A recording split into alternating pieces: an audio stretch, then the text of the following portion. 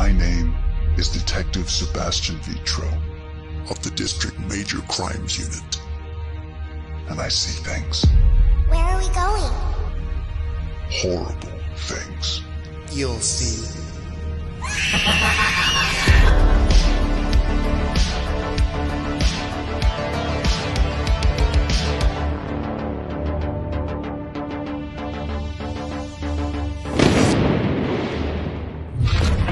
When a moment in time fractures, a shard can avenge a life.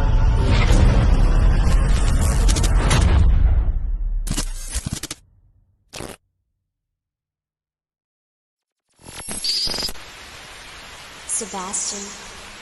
Sebastian.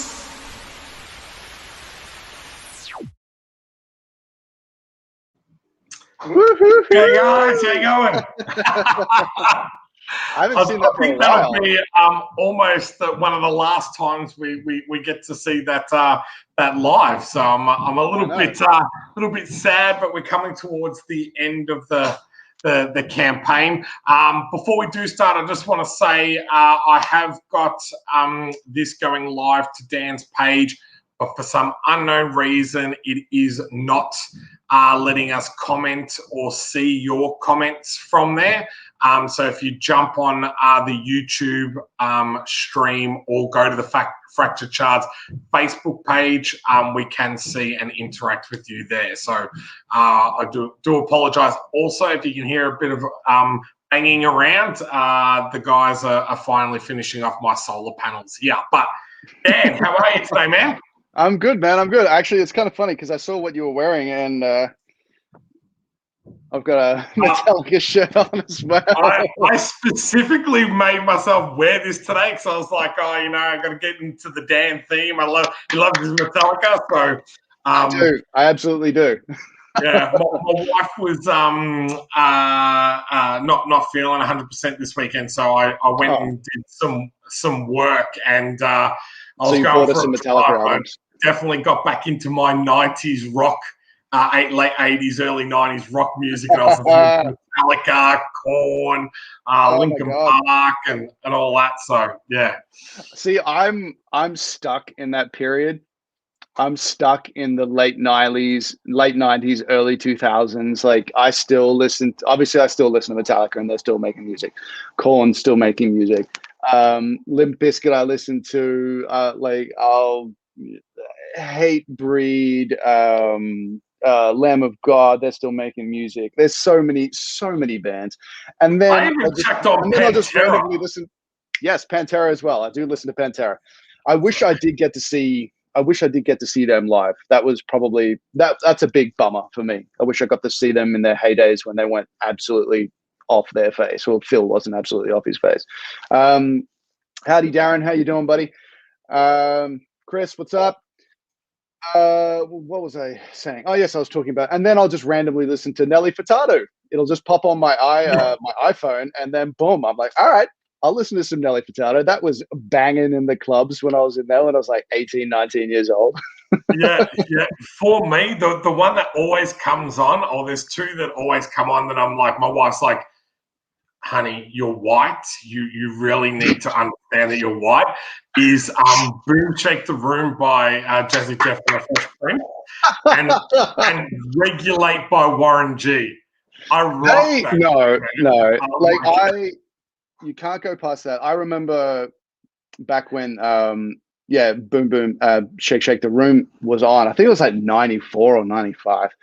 And I remember at my mate's Brad place, and it would come on like whatever the music channel was. I can't really remember what it was. But it would come on. Hits or Rage? Yeah, I don't think it was Rage. I think it was TV Hits or something like that. It was more of a poppy kind of thing. And like all my buddies would be outside. I'm like, guys, it's on. And so they'd all sprint in and watch it because it was a massive hit in Australia as far as I can remember. And of course, Regulate. You can't go past Regulate. There are so many of that kind of cool things that pop out. I think it's just the nostalgia and just getting old. SK, why aren't you here, buddy? because it is Monday morning here in Australia. And people have what? Stephen's got work and everything, so I'm just taking a little bit of a break, and then I'll get back stuck into work. But we're here because we're into the final 24 hours of the Fractured Shards campaign. Well, it says we got 26 hours. 26 hours. 26 hours. Yeah, we got just over a day. We got to get this 25K. And we are so close to that 25K. Like, it is, we are only $722 away from that 25K. And how cool! I'm really excited to give away this PS5. So we really want to push. Literally, we just need 80 people. Like, this is the lowest thing. 80 people to donate, or 80 plus people to donate $9 or pledge $9. You get the digital copy then, of course. And you then go into the draw to win a PlayStation 5 and Cyberpunk 2077 video game. So get friends, get everything just to pledge $9. And that's like a coffee now in Australia. And and you'll go into the draw, and you could you could win that goddamn awesome prize. Or just if you just want to donate $800, that's okay. Yeah, well, we're happy with that too. So so how was your flight back, mate? I saw that you had your best friend sitting next to you, the koala, and yeah, so it was actually quite surreal. So I've had to come back here for potential work purposes. So I got flown back. I'm currently in a hotel quarantining, and at the airport, it was the Sydney airport. I had to fly from Brisbane to Sydney because it was the only way I was able to get back.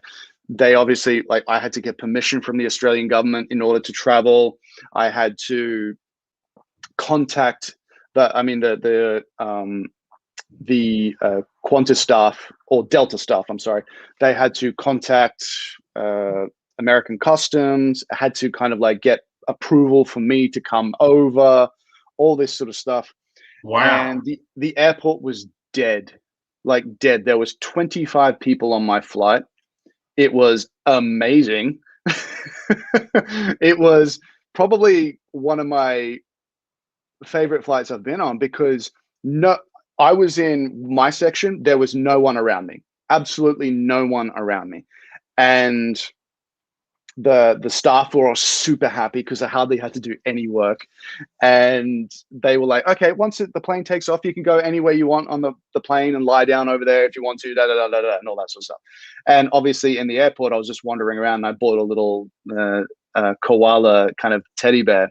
And the lady didn't think I was from Australia. She thought, oh, you're getting you're a tourist and all that sort of stuff. And so I bought that, and I put it just next to me, obviously in the story on my Instagram. And the flight attendant was like, oh my God, I have to take a photo. And so she took a photo, and that's how it was. I initially, because when I saw that photo, I just gathered that was prior to anyone getting on the plane. I didn't actually realize that was the amount of people on the plane. So that's crazy. Yeah, it was nuts. It was nuts. There was 5 people probably in the next section beyond where I was, but 0 people were all around me.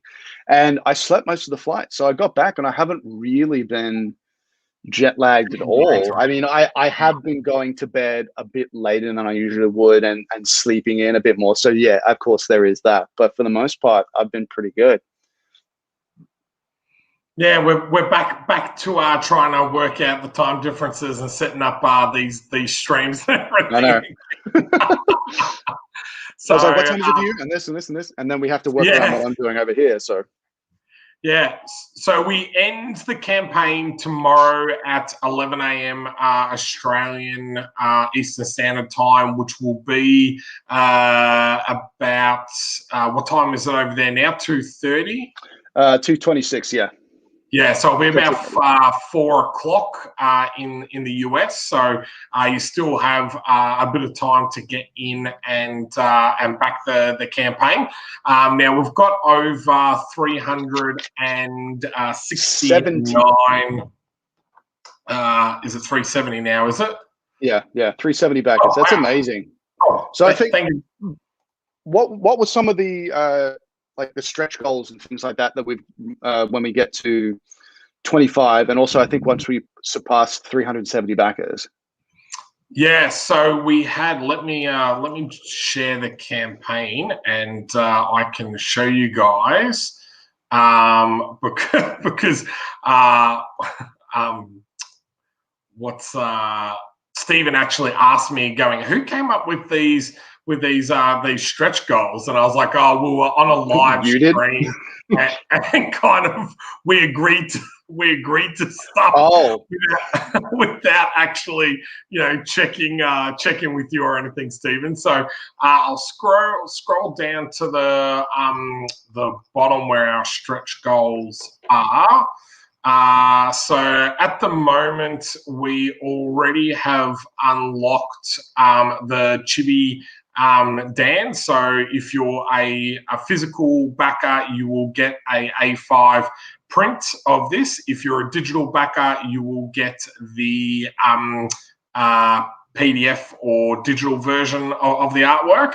At the 20,000 stretch goal mark, we did the Abigail trading card for the physical backers, and you'll get again this higher resolution image as part of any digital backers. Then we had the 350 backers, which we've already reached. So I will be doing an update later today, which will include a bunch of digital PDFs, so more comic books for everyone.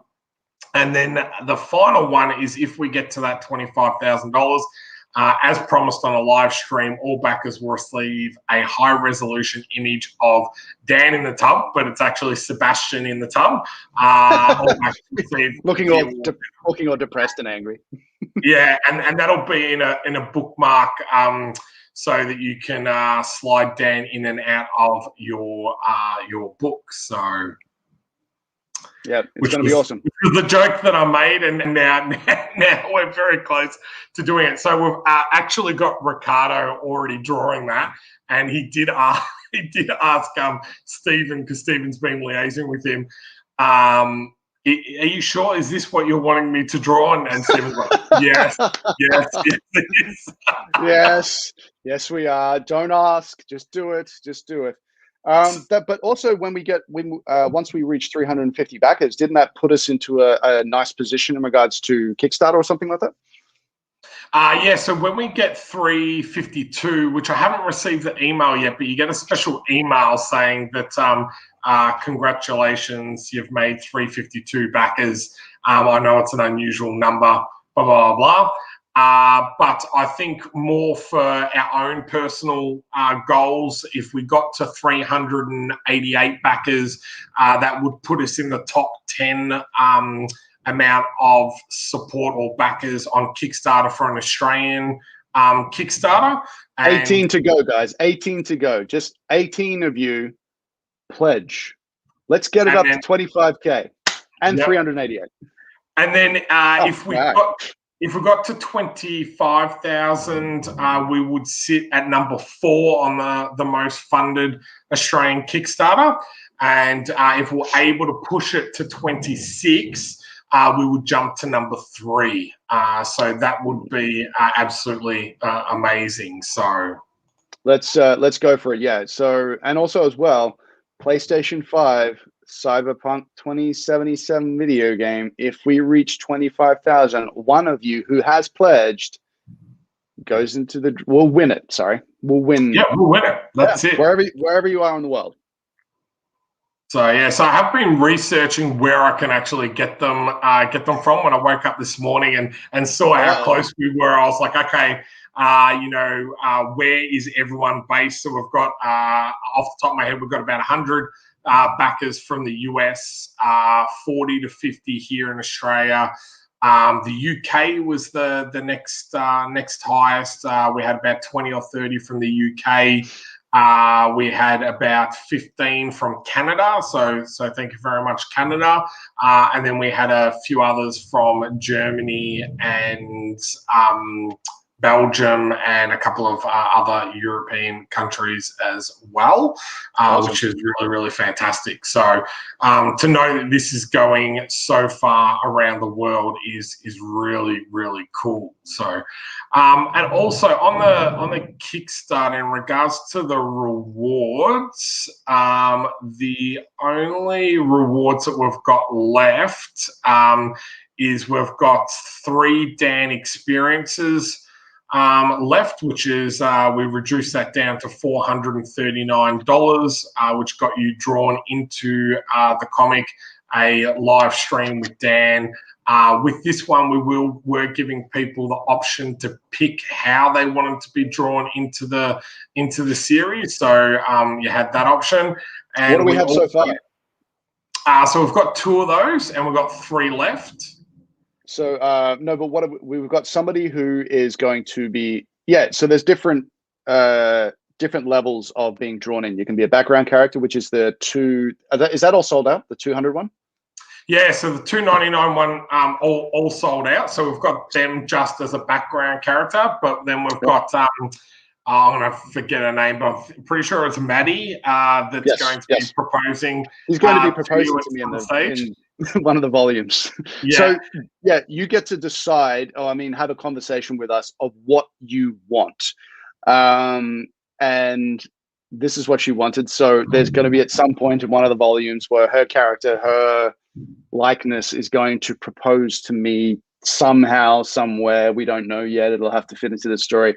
I think somebody else might could very well be, wants to be one of the villains or something like that in one of the episodes. Yeah. And when you come up with ideas as well, guys, because we want you to contribute to this, if you do get to that tier, is we could work out that you might possibly be a recurring character or something like that. If the idea is that it's a really kind of cool prize. So not only do you get to live stream with me if that's what you want, or you can now be in the graphic novel as a bad character or a good character or something like that. So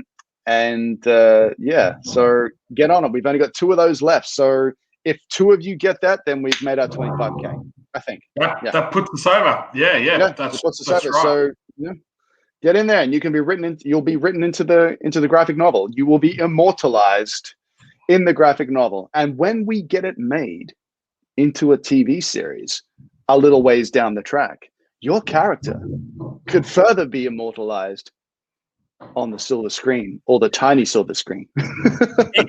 if we ever, I shouldn't say if we ever, when we do get that, I would love to see if the organisation, whoever picks it up, would be willing to give back to the community a little bit and offer those people as a bit of a walk-on role or behind the scenes type of thing. I'm part of the Legion M community in the US, which is an entertainment company that's owned by the fans, and they've actually given that opportunity to people in the community to go on to roll. So it sucks that I live here in Australia, because I would have been able to get onto the Jay and Silent Bob reboot. So everyone that's sitting down in the crowd towards the end of that movie, if you've seen it, they're all Legion M people that support the company, which is amazing. Well, I think by the time we get this made, I'm sure we will be producers, executive producers, or something like that, where we will have the ability to go, okay, we want you to have because you were with us from the very, very beginning, we want you to come along. I would totally do that. I would have zero problems with doing that. I think that would be so much fun. And I'm seeing in the comment section, yes, man, Deep. If you're able to do that level, I would totally get you in as a geneticist on the story. I would absolutely have you as a geneticist. I think there's definitely room for at least some sort of scientific. It's cyberpunk, man, so it's absolutely definitely lends itself for that. So yeah. And Florian, he did back the Kickstarter last time we did the live stream. So reprising writing the novel in TV series would be awesome. So and I think that's the one thing that I've said. I've done 15 Kickstarter campaigns, but this one in regards to the community engagement has been absolutely phenomenal. Like, I guess we've done some more live streams and we've given people more opportunity to interact with us. But this has just been great in regards to I've seen people tag me in posts. Today, I don't know if you've seen down on Facebook, but Alexander has done some fan art of Sebastian already. So the comic's not even out, and there's this really cool fan art pic. Get them to send it to me. Get them to send it to me. Yeah, I think they tagged your Facebook page, so I'll send it to you after our live stream. But it's it's just been great to have that type of engagement. All these amazing people from all around the world come together and support. A fairly new project that's something different. And eight pages isn't a lot for people to go on, but they've been amazing to get us this far. So yeah, absolutely. And we've already seen a couple more of the pages being drawn, and it looks really cool. I mean, it's still very, very early stages of it being drawn, where it's just awesome seeing it slowly come together. And then when you finally get it, you'll have something to experience, and then we'll move on to volume 2, get volume 3, 4, 5. However long we want to continue this. And we hope that you'll continue to be with us the whole time. Very, very grateful for all your support. The fact that our initial goal was 10,000 and we're almost at 25,000 is just amazing for our first time. For somebody that's never done anything like this before, I've never done a Kickstarter campaign before. The only thing I was able to kind of organize with a lot of other people's effort was that live charity stream that we did at the beginning of last year for the Australian bushfires, and that was a monumental effort in itself. And so with this, I'm very grateful for what all of you have done, all of you who have shared it, all of you who have contributed. We're almost there at 25K. You've got so many little incentives to go. You can be drawn into the graphic novel. You can win you can win a 25,000. You can win a Cyberpunk 2077 video game and PlayStation 5. And yes, Violet, you can be an extra. That is absolute bucket list stuff. And when we get it made into a TV series, we'll absolutely bring on people who have contributed in regards to character stuff. I don't know if depending on what level of involvement it is, if they're going to actually play that role or just be a part of it in some way, shape, or form. So and there's another great comment from Florian. I appreciate it. This would not be able to get done if it wasn't for you guys anyway. So and that's a big thing in regards to the entertainment world in the first place, to be perfectly honest. None of this, like movies, TV shows, all that sort of stuff, none of it would get made if it wasn't for people that watched it, if it wasn't for people that read it, if it wasn't people that, viewed it and contributed it and shared about it and spoke about it. It would not. That's why we do this, is to share it for you. And, sometimes it might not seem that in regards to movies and television, but if it wasn't for you, then none of this would happen. So thank you all for that. And I really appreciate it. I greatly appreciate it. So thank you so much, everyone. And let's get it to 25K. All right, let's get it to 25K. I know that I keep spooking that, but I think it's just going to be really cool. And I do want to give away a PlayStation 5 and a Cyberpunk 2077 video game. I know, and we've had a couple of people already pledge while we've been on here as well. So we've had Renee, Katie, Andrew, and Kelsey. So give you guys a shout out and say thank you very much for backing the project. What we've also got today is I've got a couple of other friends that have got projects in the works as well. So they're going to come in and say hello and spread the love in regards to their projects as well. But yeah, it's a great community that we've built up here, and I think Kickstarter is such an amazing platform to be able to really build that audience, but then use these type of platforms to bring that community together. And the one thing that I've said a couple of times in the updates is I'm really looking forward to doing those small after parties after the campaign also finishes, to kind of really see people's faces and have say hello and all that type of stuff. So that's another thing that's just no extra cost. That's something that we want to do just to kind of give back to all you guys, and we're trying to work out to do it at different times so it does work for people in different countries to be able to do it. So yeah, absolutely. Let's see what else. I think somebody commented on this before, but you've got the television just in a, I don't know, left or right corner, depending on how you're looking at it. And it does make me go, oh, is there? Oh no, there's no one in there. Someone there, yeah. I thought a couple of times, I was like, is someone walking around in his room or something like that? No, it's a Law and Order binge-a-thon, because I've just been flicking the channels, and like some of the channels don't work and all that sort of stuff. So I just left it on Law and Order, and it's actually kind of cool because there's so many guest people that have been on there where like, oh, look, just random this person, random that person. Well, we've got another guest who's sitting in the back room, so I'm going to bring him on. Brett does Dust Bunny Mafia, which is a comic book series. For those that haven't done Kickstarter before, in January they do a special program called Make 100. So Brett is done Dust Bunny Mafia. It's all about gambling and the mafia and that. So he's done a deck of cards, which I think is really cool. So we'll bring Brett on and say hello, and let him talk about his project as well. Brett, man, how you going? Good. What's up, Brett? How are you guys doing? Good, man. Good. Brett, Brett, what's up? Nice to meet you. Thanks for having me on.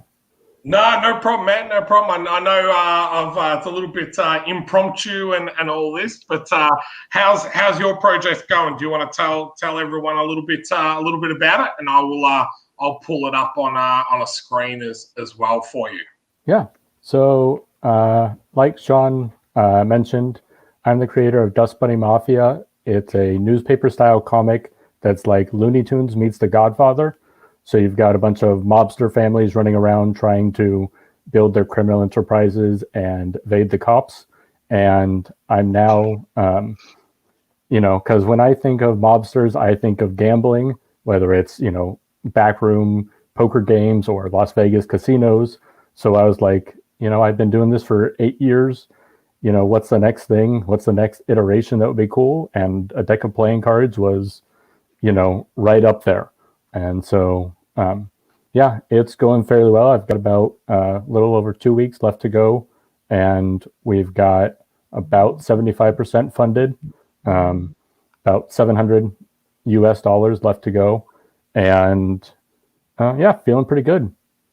Yeah, I apologize, mate, because I'm in Australia. It always shows the Australian conversion on the Kickstarter thing there. So I will add Brett's Kickstarter into the link as well. But one thing that I like to do is, and we've done this throughout the whole Fractured Shards campaign, is help support other creators that are out there. So you would notice in all of our updates, we've got a little section called the Friends of Fractured Shards. And these are people that have not only just supported our projects, but are creators in themselves and have supported either myself or other projects in the past as well. So if you want, definitely check out this Dust Bunny Mafia poker playing cards. I am a little bit of a gambler myself, so I'm actually banned from going to casinos and everything like that. So, are you banned because you count cards kind of banned, or Ocean's 11 kind of like not allowed this in, is going out because live and self-imposed. it also is being recorded, so I'm not going to answer that on air. All I will say is that I enjoy cards, probably too much, to the point that I don't go into casinos. So yes. Fair enough. I remember, I think it was back in the early 2000s or mid to like 2004, 2005, when in Australia playing poker became massive. And we would like have people over every week just playing with a bunch of friends. And then I ended up like going to a pub and playing there. And I like lost everything in like the first two hands because I had no idea what I was doing compared to what like the actual people that knew what they were doing. It's so different to playing with your friends. But that was my experience with playing poker. Yeah. So what type of things other than the cards can you get with your campaign, Brett? Is there something special, unique? I can see there's like an enamel pin and stuff. What else can you get? Yeah. So the enamel pin is a limited run of 100 that I'm doing, and it's featuring one of my main characters. But I've also got a limited edition whiskey glass that I'm doing that's going to be laser etched with the Dust Bunny Mafia logo. I don't have the mock-up, but it's going to be that logo etched, like sandblasted onto a whiskey glass, because gambling and drinking. I mean, come on, had to incorporate that. Steal that idea, Dan. Steal that idea. Yeah, sorry. Continue, Brett. I mean, on a previous one, I had branded flasks that I had. So, I mean, there's a whole world. That's really cool. I could see like an actual kind of gang in a movie be called Dust Bunny Mafia. I think that'd be kind of cool. Like, or it being actually made into an actual like Comedy Central TV series or something like that. I could definitely see that. I think that'd be really cool. Yeah, I mean. Yeah. This is what I like about having other people on is that, and I spoke about this last night on my live stream when you talk about stretch goals, is some people just come up with ideas that you just kind of don't think of. And, that glass idea is a really cool idea. How are you going with fulfillment on that to make sure that it doesn't break or anything like that? Are you shipping it a special way or anything? Or I mean, the honest answer is I've got a big roll of bubble wrapped out there. So, I mean, I have a couple of extra boxes from my last campaign that was a physical book and it had some like crocheted characters with it. So I had bigger boxes. And so I'm just a deck of cards, is pretty small, but I'm going to do, a crap ton of bubble wrap essentially to do it. And I'm working with a local glassware person that does a bunch of the Comic-Cons out in Chicago. And so they're known in the industry of being at C2E2 and a bunch of the big shows and doing, so they know what they're doing. So. Oh, awesome. What are they? Conventions? Well, what are they? Conventions? Do they exist anymore? Maybe. Brett, you said have you been doing Dust Bunny Mafia for 8 years? You said, that's how long you've been? So where did this all come about? Sorry if you've already explained this in other live streams, but I'd like to know. You're like, good. how did it all come about for you? So I'd always been wanting to, be in the comics world or the animation world. I was, growing up drawing, wanted to be an animator, but then, life took me another way and I went to a more practical route. But I was just out of college and I was working my first, real job, and I was sitting in traffic on the way home from work on a Friday night, and I had 2 hours on my commute, and this was back in 2010, 2011, and I'm like, what can I do to kill time? And I saw DBM on a license plate, and I was like, oh, what could that mean? And I thought of Dust Bunny Mafia, and I'm like, quick, and I, grabbed a piece of paper, scribbled Dust Bunny Mafia down, and then by the time I had gotten home, I had the first 6 characters of my Dust Bunny family, all envisioned in my head, and I spent the weekend kind of creating the cast of characters. And then I'm a web developer by trade, and so I was like, I can spin up a website, and I still have the tools. I have Illustrator and Photoshop. Let me just run with this. And so I built my website and started posting comics a couple of years later, and I now have 700 comics in my archive plus a couple of books. Wow. And yeah. Dude, that's awesome. I'm glad I'm not the only person that does that. Stephen's been bugging me to write a children's book or more aimed at children. And the other day, I was out with my wife actually on a date, and I walked Did past. Did your wife know about this? with her. Sorry, let me make sure I clear that up. And I walked past this building, and it gave me an idea for a story. And then for the rest of our date, all I could do was talk to her about it. She's like, really? Is this what we're going to talk about? But it's just sometimes when you have that idea that comes into your head, it just kind of it consumes you until you get it down. And my parents were looking after my little girl, so when we got home, my wife's like, don't even think about coming to bed. Go and write down your idea, because you're not going to sleep anyway. So I quickly nipped into the office and jotted down all the ideas and everything from there. So I find it interesting that someone else is very similar like that as well. That's actually how the playing cards came into existence. The idea, I was running my last Kickstarter in October, and as I had all the artwork done for it, and I was just waiting for the funds after the campaign ended, and I'm like, all right, I literally have everything ready to go. Now what am I going to do for the next couple of weeks while I wait for the funds? And I was reading a book on this famous gambler who was a mobster, and I'm like, oh, I'll do a deck of playing cards. And I was just like, and so I went into Illustrator and started laying out what a card would look like. And then by the time I had fulfilled the campaign, I was like, all right, I've already got a mock-up of the cards, and I went through 3 proofs. And it was just like, there we go. Done. Well, I'm just going to quickly share our screen for a sec.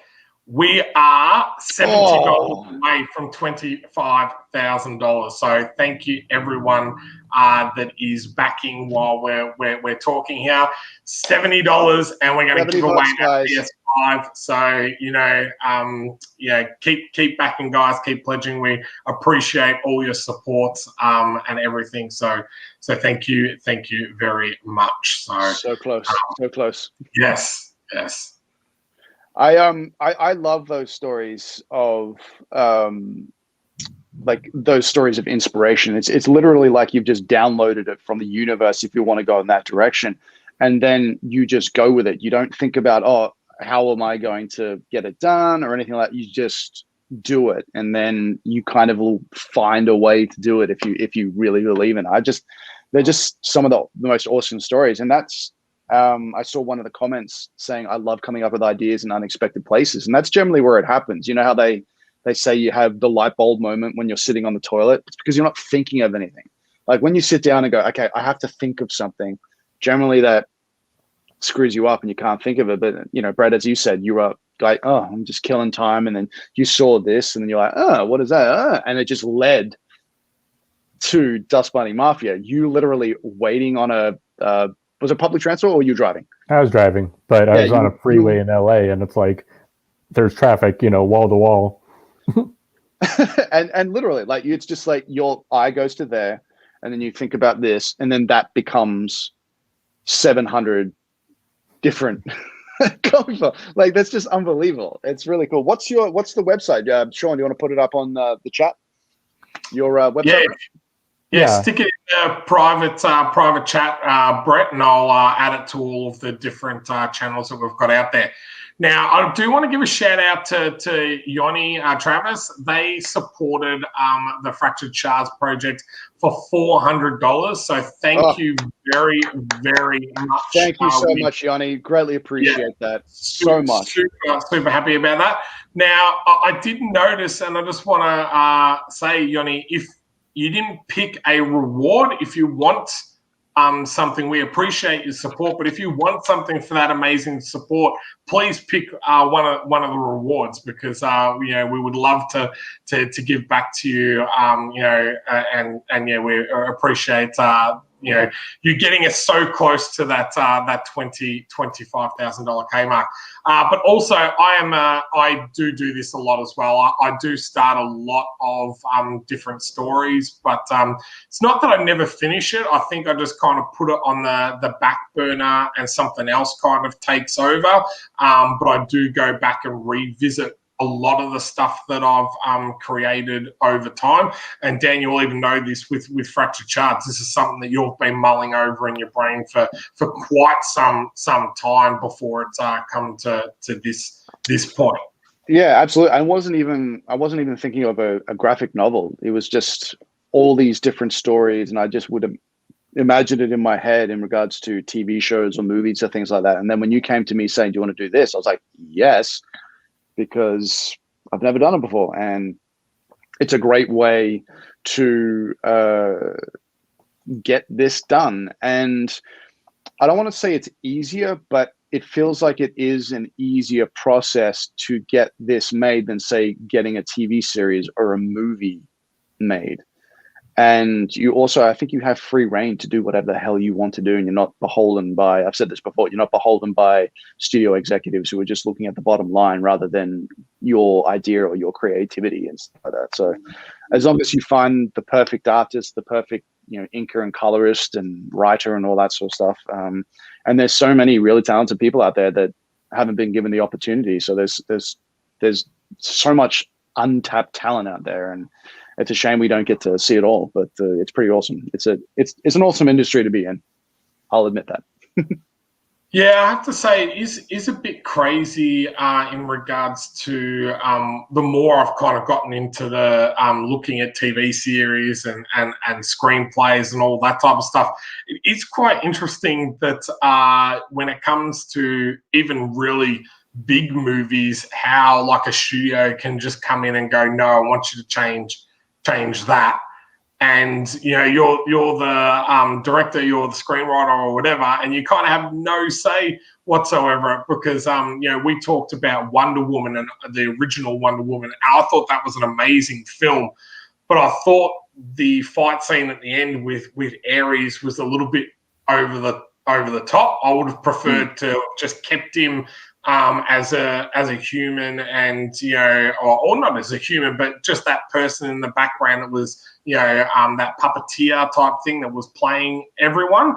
And the real evil is that humanity can't be trusted and everything. It was interesting that when I read an article, is that's exactly what Patty Jenkins had for the movie. Was walked in and went, no, we want a big bad battle. And it's so interesting, because that slight change, I feel, did detract from that overall movie. Like, it was an amazing movie. But, it's just interesting how, there's a reason why screenwriters write it a certain way, and everything like that, just to have people come in. So it's nice to have full control over things and be able to edit and change things as we go along as well. So do you find the same thing, Brett, like having full control over Dust Bunny Mafia, is that, you know, you like being able to do whatever you want in that type of universe? Yeah, I mean, I'm actually trying to branch out a little bit. I want to go a little grittier with some of my comics. I want to go more of a noir style or do a little bit darker, because I read a lot of real life mobster stories, and I've had some great examples that I'm like, oh, this would be perfect. And I would love to change, you know, go a little bit darker, go a little bit grittier with it. That's just not my style. And, you know, I could do it eventually if I really wanted to, but I'm actually looking at trying to focus on just being a writer for a couple of like short stories, 4 or 8 pages, something like that, and just lay out and try and team up with some other artists to, you know, take on some little, you know, mini stories that way. But it also scares me because I'm like, this is my project that I've been working on for, you know, 8 years, creating this whole universe, and I, you know everything, and I know all the characters, don't screw it up kind of thing. So I'm also like holding back. That's fantastic. Well, we have what am I doing? What did you just do? We have it is we reached 25K. Yeah. So thank you, everybody. We will definitely be giving away a PlayStation 5 and Cyberpunk 2077 game. Brett, I did see that you had upped your pledge, so I appreciate that, mate. And Stacey as well, she got us across the line. So thank you very much, guys. I really appreciate it. I really appreciate your time, Brett, but I have another special guest before we finish up today. I have Michael Pennick, who also has a Kickstarter going on at the moment. So we're going to bring him on and speak to him as well. So thanks so much, time for you, Brett, man. Have an awesome day. And again, guys, we've put Brett's Kickstarter in the link. Check it out. Who doesn't like gambling? Thanks, guys. Thanks, Brett. Good to meet you, man. And good luck with the rest of it, okay? Thanks. Yeah, Michael, how you going, man? Thanks for joining us. Hey, guys. Hey, Michael, how you doing, buddy? You must be good luck, mate, because you came on and we hit our 25 K mark. So I saw you popped up. I refreshed my screen, and they both happened at the same time. So I'm throwing out that you're our good luck charm. So I'll take it. Awesome. Congratulations, guys. Do you want to introduce yourself and your book, and I will pull it up so people can have a look at the Kickstarter as well. Sure, but first, let me just say congratulations. You guys have done amazing. I mean, wow. You guys have kicked major butticus. Nice. How have we not heard that before now? Nice. You guys have Thank you so much, Michael. I appreciate that, man. I mean, that's amazing. Wow. Congratulations. Yeah, it's fantastic. It's pretty. I was not expecting that. And obviously when we said, okay, we're just going for 10 grand, and then, you know, getting like 250% over is amazing. So everybody on there who has pledged, the 374 people who are pledged, thank you so much. Greatly appreciate it. You guys are awesome. Really, really awesome. Yeah. I know how you feel. So my Kickstarter is for Recovery Incorporated. That's my book. I co-created it with my best friend, Dean Deckard. And I've illustrated the whole thing. Eisner award-winning colorist John Roush helped me color the first issue. But I am also way over my funding goal, and I still have half my campaign left. So I am feeling equally in awe and humbled. So I'm like every day I'm just like, I can't believe it. I'm so grateful and thankful, like every moment of every day. That's awesome. You've like almost tripled your initial goal. That's really cool. Yeah, I'm getting there, but I was pretty humble in my ask. So And I think that's what some people don't realize with Kickstarters and creating comics and everything. A lot of the times we invest not only our time but a lot of our own money in it. So when we do go to Kickstarter, really what we're asking for is help to kind of get it printed or finish off whatever money we have already invested in it. So when you triple your goal like that, it really, it validates the work that you're doing, but it really does help you keep creating type of thing, because you can then reinvest those funds into the next issue. And that's what we've said about Fractured Shards, that if we could hit that 25, then we can go straight into that second volume and create that much quicker than if we were having to save up our own money and kind of get to that point that we can create the next volume. So 10 days to go. I will chuck your link in the chat and keep talking about it. So. That's great that you can do that. Like I wasn't even remotely thinking about covering the time and effort it takes me to create the artwork and stuff. I was just trying to cover printing and distribution costs to get people the book that they're covering. This extra is just affords me the luxury to be able to pay a professional colorist to color issue 2, that, you know what I mean? That's just like, oh, that's a really nice thing that helps me get issue 2 to backers quicker, and then I don't know if that goes just as well, then like, oh, maybe someday I'll be able to pay myself for my work. I'm not even. That's a dream to get to later. That's all about dream. Yeah. No, I know. That's why I was laughing. I'm like, yeah. Like, how long does it take you, Michael, to actually? So, how long would it have taken you to do your first volume, or this volume that you've got there, to illustrate it all? Oh, it takes a while. Geez, when you're like writing it and penciling it and lettering it and inking it. Oh, man. I did half the colors myself as well. Wow. It takes me at least 3 months to do an issue. So I'm going to be scrambling my butt off to get issue 2 done by the time issue 1 gets in backers' hands. So like my goal is to have the Kickstarter for issue 2 in June, and I'm going to be busting my hump to try and get issue 2 done by then. It's going to be a race against the clock. I'll be working under a hard deadline. I really love the artwork on. Yeah, that's amazing. Where did you?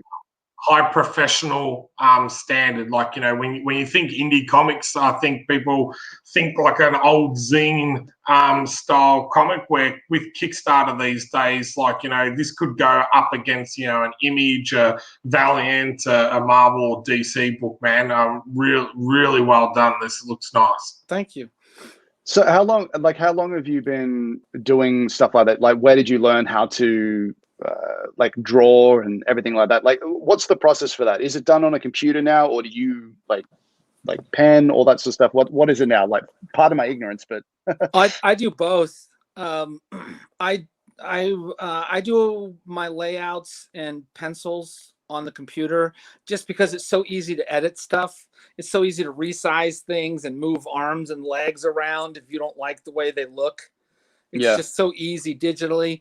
And then I, most of the time, I'll print that out on bristle board and then ink everything on paper, just because I like working old school. And then I'll scan that, and then I'll color it all back on the computer. But I went to art school. I graduated from the School of Visual Arts in New York City way back in 1992. And then I did a little time in the Army. And then after that, I started my career in art. So I've been a professional freelancer for like the last 20 years. And that's amazing.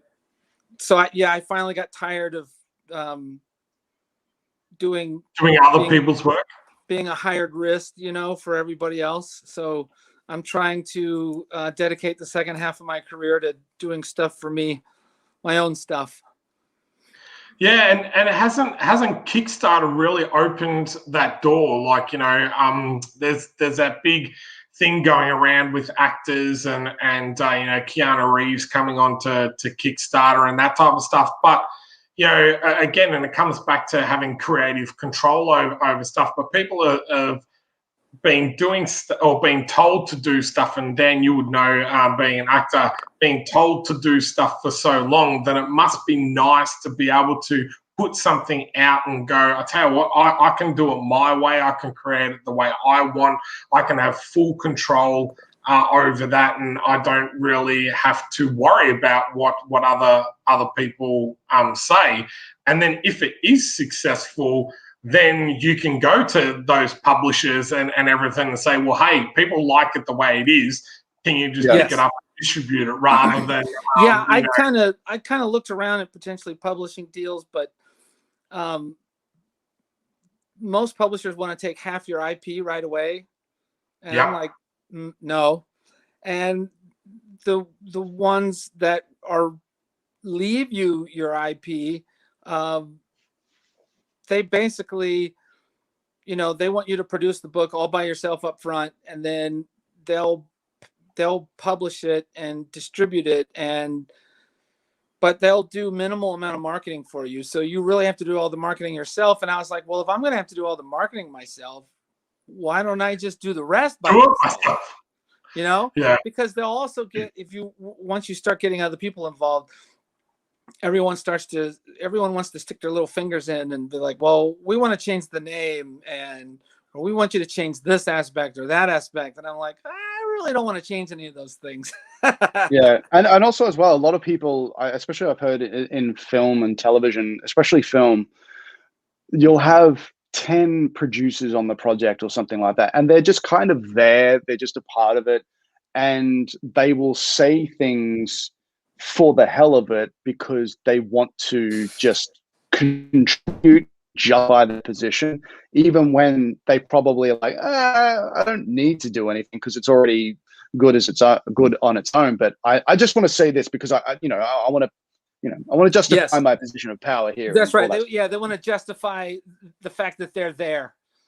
Yeah, absolutely. I've heard so many stories like that. And assert some form of power to show you that they're in charge, that they have a position over you. Yeah. That's one reason why I love when I found, through the comics launch course that Shaun and I are both a part of, when I found a place where I could learn how to do the business side of things myself, I was like, I'm in. I'm all in, man. I can do this myself. Yeah. And I've always been that type of person that is a bit of a tight ass. So I've never wanted to spend money. But I have to say, Tyler's course, comics launch, if you're ever interested in creating comics, people, definitely check it out. It's such a worthwhile investment.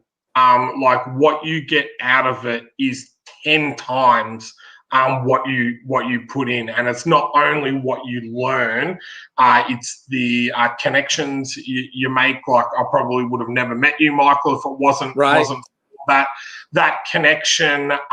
Then the ability to even meet your audience through sharing of our campaigns and stuff like that. Like that it's kind of like that pay it forward effect. It kind of expands and expands and expands, and it's 10 people down the line that you realize you're like, oh, how did you even find out or hear about me? And it's like, I saw it through such and such who knows such and such. And you're like, oh, okay, that's kind of cool. And you know, with having such an international audience these days, you know, having and doing things like this where you can highlight each other's projects is a really good way to kind of not only give back but reach a different audience as well. Yeah, and I have to say, as a working professional for as many years as I've been,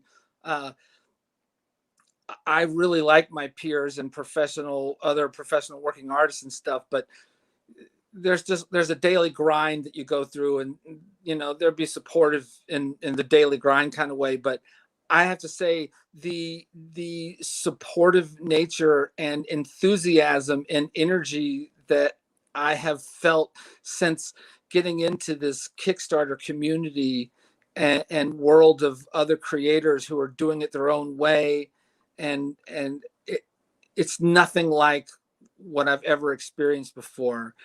There's so much energy and enthusiasm and support among the creators who are doing it on Kickstarter, you know, and in the indie platform. It's fantastic. I've met the best people I've ever met in my life, being on Kickstarter and sharing and promoting each other, and just the genuine enthusiasm for each other and genuinely wanting each other to succeed. I think it's the greatest thing in the world. I love it. Yeah, and Dan, I was going to say, even with yourself being an actor, like having some of your friends share the campaign and that on Instagram and to another audience, I found, like, you know, the other day, because I connected in with your friends, that Abigail, one of our characters, is based off. She was going for a tattoo cover over here in the US, and I signed up and I supported her on that. So it is interesting how, you know, it doesn't have to just be the comic book world, but when you start sharing it to all these different people in all these different places, you do seem to build that genuine connection that I think only conventions are the other way that you can do that. And you know, as I said, we haven't been doing many of those. Yeah, that's what I was thinking before when Michael was talking, was that conventions were the first time I started to notice how everybody is so supportive of each other. I mean, of course, like, you know, when you've got panels and people are coming up and signing autographs and money is exchanged and everything like that, there is that kind of like, oh, you know, I want people to come and enjoy it. But like when you walk around, everybody's just happy to be there, and all the fans are just really super excited to see something new. Obviously, they're there for a particular reason, but it's all very, very cool and supportive, and it's a really awesome group of people to be a part of. So I definitely agree. I've got to charge my laptop. Awesome. Well, I'm going to say that we did start a little bit late, and we have hit the hour, but I do appreciate you coming on. Michael, your Kickstarter is in the link. It's also in our latest update. So Michael and Brett's Kickstarters are both in our update. So if you would like to check out their campaigns, please check it out. Any support is appreciated. And as we said, the more we're able to raise, the more that we can produce, especially in Michael's situation where, you know, he's doing a lot of it himself. Any of that type of support lets him continue going on without having to stop and do an actual job for someone else. So, but thank you very much, man. I appreciate your time, and yeah, I hope you all the success in the last 10 days of your campaign, mate. Thanks for having me. Thank you so much, and congratulations again, guys. I'm really happy for you guys. Thanks so much, Michael. It's great meeting you too, buddy. Good luck. You too. Okay? Peace out. Bye. Hey, man. Well, 25. I cannot believe that we did that on the show. So you guys are amazing. Yes. The community around this is amazing. So we've still got is it 25 hours? We've still got 25 hours. So keep spreading the word, keep pumping it out there, and Let's go to 50. No. Well, seriously now, my next target is if we can get to 26, that pushes us up to third on the most funded Australian Kickstarter, which would be absolutely amazing. But look, if it finished today, I'd be super happy, and I'm so grateful and thankful for all the work everyone has done and supported our project. And Dan, I again appreciate you taking the time to kind of do these type of things, to interact with the audience and really push this project forward. It's my pleasure. Once again, thank you so much for bringing me on board. Thank you to everybody who's pledged. I thoroughly enjoy interacting with everybody. It's going to be fun, and we've got plenty more of these to come for each subsequent Kickstarter that we're going to do. It's going to be awesome. It's really good, and we've, I got ideas, and I bet you guys have got ideas bubbling away. And then when people contribute and purchase the the incentive where you get to be drawn into the graphic novel, and you can kind of decide what your character to do, like that could influence the story for later volumes as well. So we've still got, I think, 2 more of those to go, and get involved in that. And if you want to be drawn into the graphic novel, I think it'd be awesome. Yeah. Of course, if you want to see Dan in a tub for 40 minutes, 45 minutes talking to you, we've still got a couple of those available as well. We've got a couple of those as well. So go on to the Kickstarter campaign and check it out, and you might see me in a tub pruning, talking to you. Awesome. Well, thank you again, guys. We finish at 11 a.m. tomorrow, if that's Australian Eastern Standard Time. So I think that's said about 4 p.m. In LA.